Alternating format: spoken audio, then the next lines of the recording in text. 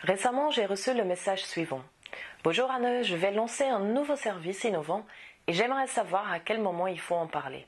J'ai un peu peur de me faire voler mon idée. Signé Mélanie. Si vous aussi, vous avez peur de vous faire voler votre idée, regardez cette vidéo.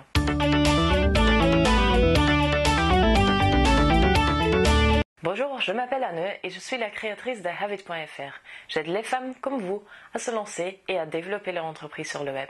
Aujourd'hui, nous allons parler d'un sujet qui préoccupe beaucoup d'entre vous au moment de se lancer ou de lancer un nouveau produit ou service.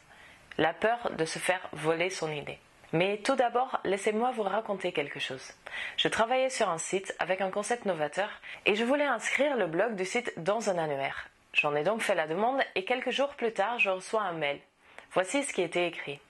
Je ne peux pas répondre favorablement à votre demande car nous ouvrons d'ici quelques jours notre partie boutique. Cette partie est en développement chez nous depuis plusieurs mois.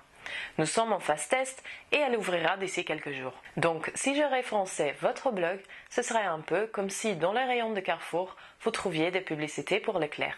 Eh bien, je peux vous dire que quand j'ai reçu ce mail, j'ai eu envie de tout laisser tomber.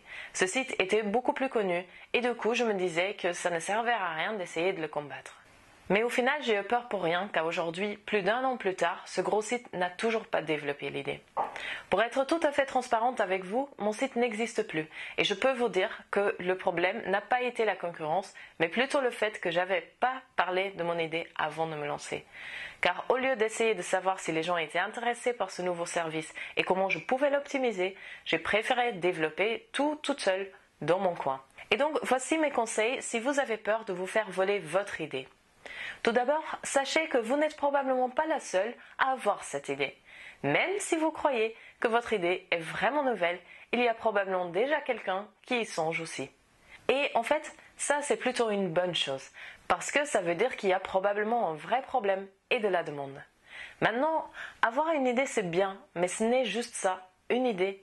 Ce qui va faire la différence entre ceux qui ont une idée et ceux qui réussissent à créer un produit ou service à succès, est l'exécution.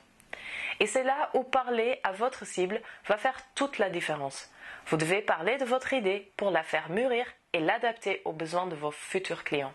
Donc, pour répondre à la question de Mélanie, il faut parler de votre idée au plus vite pour pouvoir l'adapter, l'améliorer et créer le meilleur service possible. Peut-être que ça va donner des idées aux autres, mais il n'est pas sûr du tout qu'ils vont agir et encore moins qu'ils vont le faire exactement comme vous. À vous de jouer maintenant. Posez-vous un moment et notez sur une feuille les avantages de partager votre idée avec votre cible. Vous verrez que ces avantages vont être beaucoup plus nombreux que l'inconvénient de prendre le risque que éventuellement quelqu'un veuille votre idée. Et ensuite, je vous invite à rejoindre la communauté des web entrepreneurs sur havit.fr/joindre pour recevoir chaque semaine une vidéo pour améliorer votre entreprise en ligne. Je vous retrouve là-bas. À très bientôt.